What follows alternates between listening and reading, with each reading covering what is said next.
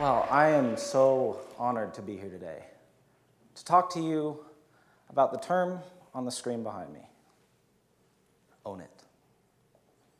At first glance, what does it mean to you?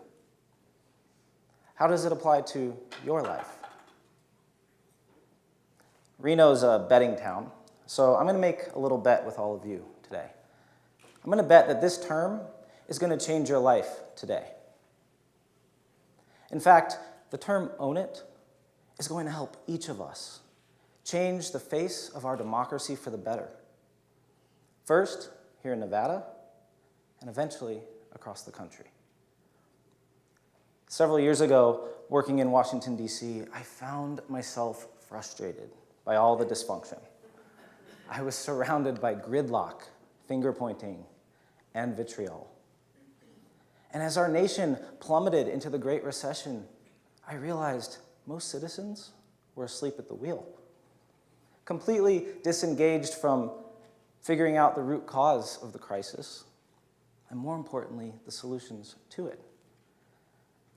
Meanwhile, nations like China and other non-democratic countries barreled onto the international stage, gaining influence while the West experienced political and financial turmoil.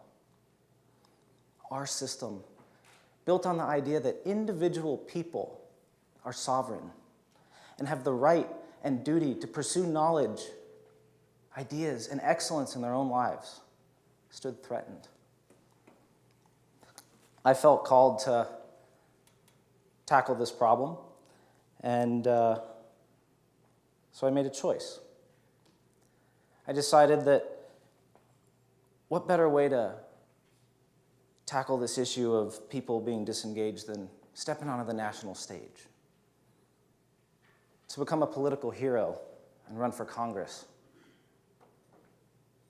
Well, a year into building a team and a strategy, a profound realization hit me like a freight train, and it nearly knocked me over when it happened.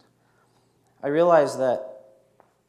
discovered actually, that the very mentality that one needs to run for office, be a person of note, or stand above everyone else is the problem, not the solution. I realized it's not about me and my capacity to be a hero. It's about our behavior as a citizenry and the future of our state and our country. All of us need a reminder that we can use our opposable thumbs and we can press off on the TV or the radio. We can stop pointing fingers. We can choose to stop waiting for heroes to come to the rescue. And we can stop being spectators in this democracy whose survival requires all of us to be active participants. While people on all sides have been organizing each other and their money in campaigns and elections to succeed in taking our country back, we've got to admit, no one's actually taken it away. We, the citizens, are the problem. And we better start looking in the mirror to take responsibility for what needs to be done in our own lives, those of our families, and our communities. In other words, own it. To achieve that aim, a close friend of mine and I came together and we wrote a plan. And we founded a nonpartisan political movement called Empowerment Nevada to cause a paradigm shift in thinking and redefine politics in the true original sense of the word: knowledge of being a citizen. Our goal, similar to Smokey the Bear, reducing forest fires, or Friends Don't Let Friends Drive Drunk, decreasing drunk driving deaths, is to use marketing and advertising to persuade people to own it in their daily lives. And even more important, and what makes our efforts truly unique, we are quantifying the value that that shift in behavior brings to our communities. As people stop focusing on us versus them, red versus blue, D versus R, pro versus anti, and instead look in the mirror to ask, how can I own it in this democracy? We will demonstrate how their behavior strengthens families and communities, saves taxpayer dollars, and in some cases, even saves lives. All in ways that the anger, finger-pointing, and hero-worshiping so dominant in our culture today can't. The Own It message, it isn't partisan. It's not pro or anti-government. It's not trying to create a new party. Own It doesn't embody showing up a few times a year to do something good. Instead, it promotes a culture of doing the right thing as normal behavior every single day. Let me share with you some examples of people who live the Own It mentality. A local husband, right here in Reno, actually, after attending one of our events and learning about the Own It message, returned home and immediately stopped blaming his wife for their marital problems, and instead looked in the mirror to take responsibility for his faults. He saved his marriage. A woman downtown cleans up graffiti on her morning walks. In keeping our neighborhood clean, she's increasing the likelihood that people patronize the various businesses and establishments. She's protecting home values. She's even saving taxpayer dollars. The community of Yerington came together to keep a senior center running when public funding was lost. Their efforts protected the livelihood and quality of life for some of the most vulnerable among us. Rosa Parks, she took a courageous stand on a routine bus ride. She protected justice for millions of disenfranchised people. J.D. Boyce, he was so touched by the kindness of a stranger while traveling abroad, he returned home to the United States and founded the Boy Scouts of America. His action built a generation of leaders with skills, patriotism, and integrity. Irina Sendler, she courageously stood up to Nazi power in World War II. She saved the lives of 2,500 children, risking her own every single day to smuggle them one by one out of the ghetto. These people don't consider themselves heroes. They aren't volunteers who show up a few times a year to do something good.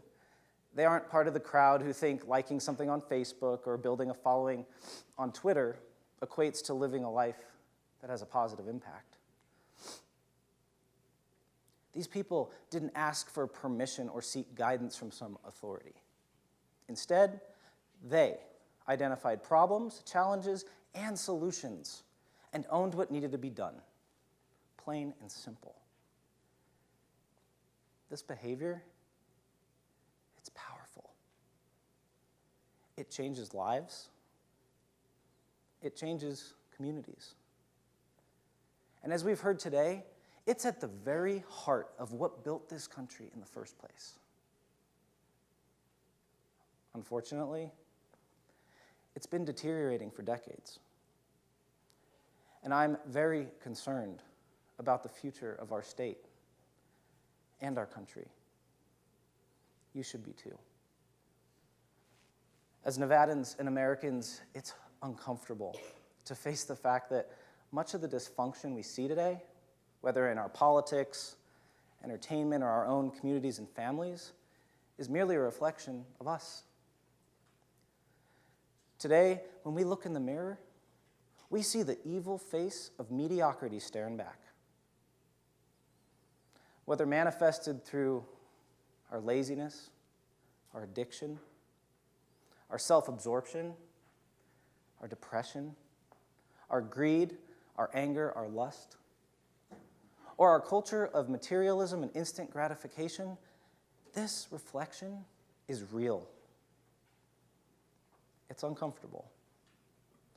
And it's gradually dismantling our society and what makes us different in the first place. It's now normal to look outward to our favorite radio or TV host, politician, or other hero to form our opinions and find solutions to problems we face. It's now normal to spend time liking things on social media rather than actually showing up to make a difference in person. It's now normal to point fingers at the other side in blame when we face a challenge rather than actually taking responsibility ourselves. It's normal to watch our country go by as spectators rather than craft the future actively as citizens. Now, many of you might be thinking, yeah, Ryan, great, that's nice. Maybe that's true, but that's not me. I'm informed. I vote. I volunteer. I engage in important conversations on social media about critical issues. Well, and you might also say, I'm not the problem. Well, I'm sorry to say, think again. Each of us is part of the problem. And each of us must own the solution. We have to remember, we're not victims. In fact, we're part of 6% of the world that has no living memory of a dictatorship or totalitarianism. Don't forget, our nation was built upon the idea that we, citizens, are sovereign and responsible. We don't believe in kings, dictators, and regimes. We believe that all people have the right, the duty, and the freedom to pursue knowledge and ideas, which leads to innovation, prosperity, and peace. And it's worked brilliantly. Just look at our history. When delivering this message across Nevada, we found that all of us want better education and safer communities. All of us want to strengthen families and ensure that the most vulnerable among us are cared for. We all want a more productive economy that provides quality pay and benefits in exchange for quality work. We all want innovation and progress to emanate from our borders. We're a good people, and our goals are so worth pursuing. But in order to achieve those goals, we must stop looking to others for the answers. I get asked all the time, Ryan, love your message. Tell me, how can I own it in my life? And I have to push back respectfully and say, start by not looking to me for the answer. You're the authority on your life, your family, and your community. Stop looking to others for permission and guidance and start owning what needs to be done. Every day that we choose to be victims and pass through life as spectators rather than being active participants in this democratic republic, we bring ourselves one step closer to becoming subjects under authoritarian rule. The very situation that caused our nation to be founded in the first place. How ironic. As citizens, we stand at the top of the food chain in this country. Not the politicians or elected officials, not the Hollywood stars, not any other heroes. We are sovereign. We are responsible. We are citizens in the greatest nation known to humanity. It is my duty, your duty, our duty to ensure her future. So for the sake of yourself, for the sake of your posterity, and for the sake of our country, dig deep, look in the mirror, and own it. And as for the bet I made, I'll be honest, I know I'm going to win it. Because each and every one of you are going to find ways to own it in your daily lives. And in doing so, you are going to have a more significant impact on the future of this state and this country than you or anyone else ever imagined. Now go. Make it happen.